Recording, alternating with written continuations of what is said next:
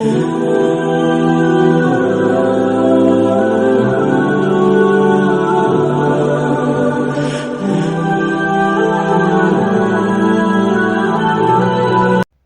علیکم دوستو، میرا نام نعمان غنی ہے اور آپ دیکھ رہے ہیں HNG چینل۔ دوستو، صلح حدیبیہ کے بعد رسول صلی اللہ علیہ وآلہ وسلم نے دعوت اور تبلیغ کا دائرہ عرب کے دور دراز علاقوں اور دیگر ممالک تک بڑھانے کا فیصلہ کیا۔ چنانچہ رسول کریم صلی اللہ علیہ وآلہ وسلم نے کئی صحابہ کرام رضی اللہ تعالیٰ عنہ کو اسلام کی دعوت نامے دے کر غیر مسلم عرب رئیسوں اور پڑوسی بادشاہوں کی طرف روانہ فرمایا۔ اسی سلسلے میں ایک خط حضرت حارث بن عمیر رضی اللہ تعالیٰ عنہ کے ہاتھ بصرہ کے عیسائی حاکم حارث بن شمر غیسائی کو بھی بھجوایا گیا۔ جب حارث بن عمیر رضی اللہ تعالیٰ عنہ بلقاء کے علاقے موتا پہنچے تو یہاں کے عیسائی حاکم شرجیل بن عمر نے آپ رضی اللہ تعالیٰ عنہ کو گرفتار کر لیا اور سفارتی آداب اور اخلاقیات کی دھجیاں اڑاتے ہوئے حضرت حارث رضی اللہ تعالیٰ عنہ کو بے دردی سے شہید کر ڈالا۔ دوستو، جب حضرت حارث بن عمیر رضی اللہ تعالیٰ عنہ کی شہادت کی خبر آپ صلی اللہ علیہ وآلہ وسلم کو پہنچی تو آپ صلی اللہ علیہ وآلہ وسلم بے حد دکھی ہوئے۔ آپ صلی اللہ علیہ وآلہ وسلم نے حضرت زید بن حارث رضی اللہ تعالیٰ عنہ کو 3000 مجاہدین کے ساتھ حضرت حارث رضی اللہ تعالیٰ عنہ کے خون کا حساب لینے کے لیے موتا کی طرف روانہ فرمایا۔ یہ 8 ہجری کا واقعہ ہے۔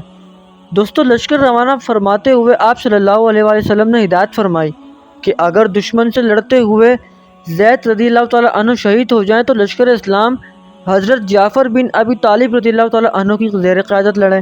اگر حضرت جعفر رضی اللہ تعالیٰ عنہ بھی رائے اللہ میں جہاد کرتے ہوئے جام شہادت نوش کر لیں تو اسلامی فوج کی قیادت حضرت عبداللہ بن رواحہ رضی اللہ تعالیٰ عنہ سنبھال لیں۔ اگر وہ بھی خالق حقیقی سے جا ملیں تو مسلمان جسے چاہیں سالار لشکر چن لیں۔ دوستو، حضرت جعفر رضی اللہ تعالیٰ عنہ کی شہادت کے بعد حضرت عبداللہ بن رواحہ نے اسلامی لشکر کی کمان سنبھال لی اور آپ رضی اللہ تعالیٰ عنہ نے قیادت سنبھالتے ہی دشمن پر ایسے ہی غضبناک وار کیے کہ جو سامنے آیا جان سے ہاتھ دھو بیٹھا۔ دشمن آپ رضی اللہ تعالیٰ عنہ کا غیظ و غضب دیکھ کر دور سے تیر اور نیزہ اور برچیوں سے وار کرنے لگا۔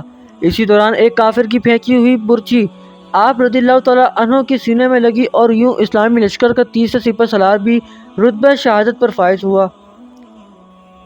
اب اللہ کے سپاہیوں نے بنی مخزوم کے نامی گرامی بہادر اور فنون حرب اور ضبط کے ماہر حضرت خالد بن ولید رضی اللہ تعالیٰ عنہ کو امیر لشکر چن لیا۔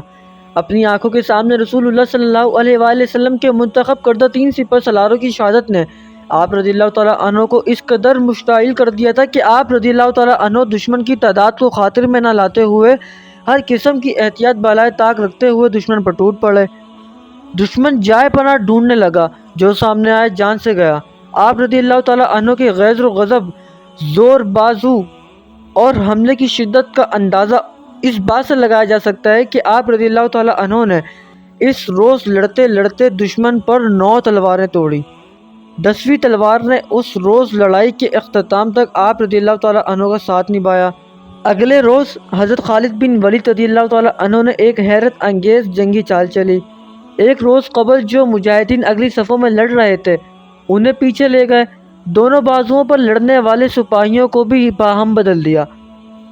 اس سے ایک فائدہ تو یہ ہوا کہ سامنے کے تازہ دم مجاہدین نے دشمن پر بڑا ہی زوردار حملہ کیا۔ دوسرا، نئے چہرے اور ان کا جوش اور ولولہ دیکھ کر دشمن سمجھا کہ مسلمانوں کو تازہ دم فوجی دستوں کی کمک پہنچ گئی ہے۔ یہ سوچ کر رومیوں اور عیسائیوں کے چھکے چھوٹ گئے۔ اسی دوران دائیں پہلو کے سالار قطبہ رضی اللہ تعالیٰ عنہ بن قطادہ داد شجاعت دیتے ہوئے دشمن کے قلب میں جا گھسے اور دیکھتے ہی دیکھتے دشمن فوج کے سپہ سالار کو مار گرایا، جس سے دشمن کا رہا سہا حوصلہ بھی جاتا رہا اور وہ گھبرا کر پسپا ہو گئے۔ دوستو، ادھر موتا کے مقام پر تاریخ عالم کی حیرت انگیز جنگ جاری تھی، ادھر مدینہ منورہ میں رسول اللہ صلی اللہ علیہ وآلہ وسلم چند اصحاب رضی اللہ تعالیٰ عنہ کے ساتھ مسجد نبوی صلی اللہ علیہ وآلہ وسلم میں تشریف فرماتے۔ اللہ نے میدان جنگ کا نقشہ آپ صلی اللہ علیہ وسلم کی آنکھوں کے سامنے کر دیا تھا، جسے دیکھ کر آپ صلی اللہ علیہ وآلہ وسلم کی آنکھوں سے آنسو روا تھے اور آپ صلی اللہ علیہ وآلہ وسلم میدان جنگ کا آنکھوں دیکھا حال بیان فرما رہے تھے۔ دوستو، اب جھنڈا زید رضی اللہ تعالیٰ عنہ نے سنبھال لیا وہ شہید ہوئے۔ اب جھنڈا جعفر رضی اللہ تعالیٰ عنہ نے اٹھایا، وہ بھی اللہ کو پیارے ہو گئے۔ اب جھنڈا عبداللہ بن رواحہ رضی اللہ تعالیٰ عنہ نے تھاما اور انہوں نے بھی اللہ تعالیٰ کی راہ میں جان قربان کر دی۔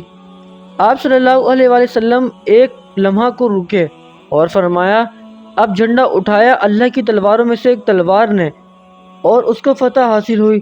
اس کے بعد آپ صلی اللہ علیہ وآلہ وسلم نے اپنے ہاتھ دعا کے لیے اٹھائے اور اللہ تعالیٰ کے حضور یوں دعا فرمائی، اے اللہ، خالد تیری تلوار ہے، اسے ہمیشہ فاتح رکھنا۔ دوستو، یہی وہ معرکہ حق اور باطل تھا جس میں حضرت خالد بن ولید رضی اللہ تعالیٰ عنہ نے اپنی بے مثال شجاعت، حیران کن جنگی حکمت عملی اور قیامت خیز تلوار بازی کے باعث رسول اللہ صلی اللہ علیہ وآلہ وسلم سے سیف اللہ کا لقب پایا۔ انشاءاللہ تعالیٰ دوستو نیکسٹ ویڈیو میں ہم اسی سے ریلیٹڈ کسی نئے ٹاپک کے ساتھ ملیں گے۔ آپ لوگوں سے گزارش ہے کہ پلیز چینل کو لازمی سبسکرائب کریں۔ اپنا خیال رکھیے گا۔ اللہ حافظ۔